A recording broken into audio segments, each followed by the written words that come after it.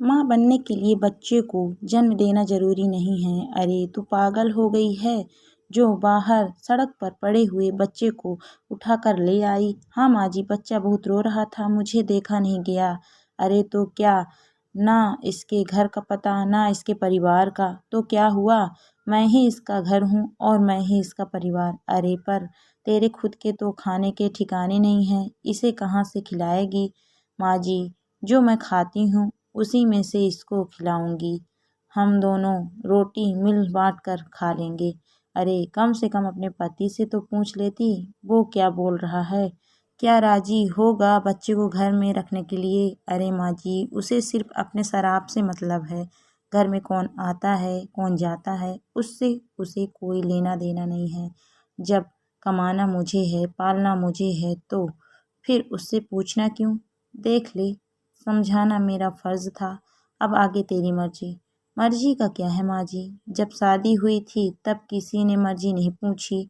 पति शराब पीता है तो नहीं पूछता, बच्चे बड़े हो गए तो नहीं पूछते। जब सब अपनी मर्जी करते हैं और थोड़ी मर्जी मैं भी कर लूँ, और मेरी मर्जी यही है कि मैं इस बच्चे को माँ बनकर पालूँ।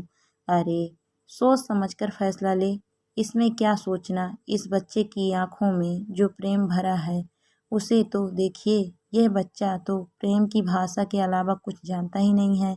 ऐसा कहकर उषा ताई ने बच्चे को अपनी गोद में ले लिया।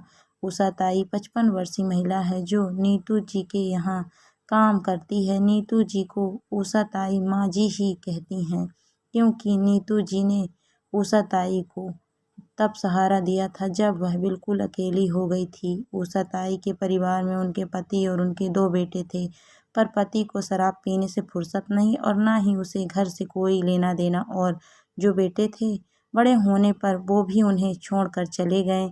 उषा ताई बहुत अकेली हो गई थी। ऐसे में नीतू जी ही थे जिसने उषा ताई अपने दिल की बात कह दिया करती थी। कहने को नौकर मालिक का रिश्ता था, पर नीतू जी उषा ताई को छोटी बहन की तरह ही मानती थी।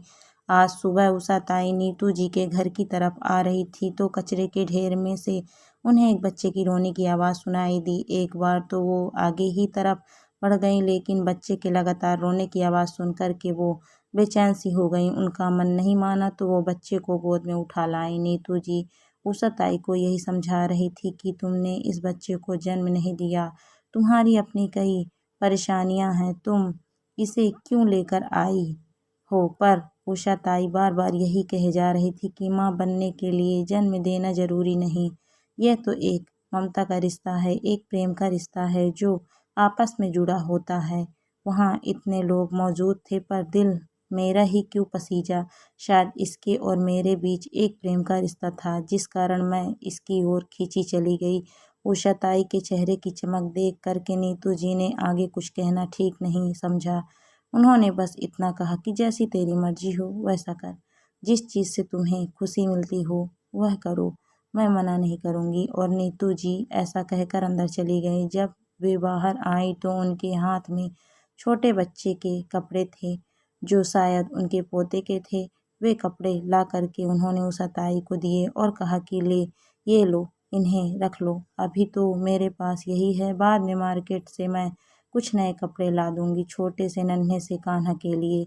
सही कहा है किसी ने कि प्रेम एक ऐसी डोर है जो हर किसी को अपनी ओर खींच लेती है। दोस्तों, कहानी आपको कैसी लगी कमेंट करके ज़रूर बताइए। कहानी अच्छी लगी है तो वीडियो को लाइक शेयर करें। अगर आप मेरे चैनल पर नए हैं तो प्लीज़ मेरे चैनल को सब्सक्राइब भी करें। Thank you for watching my video.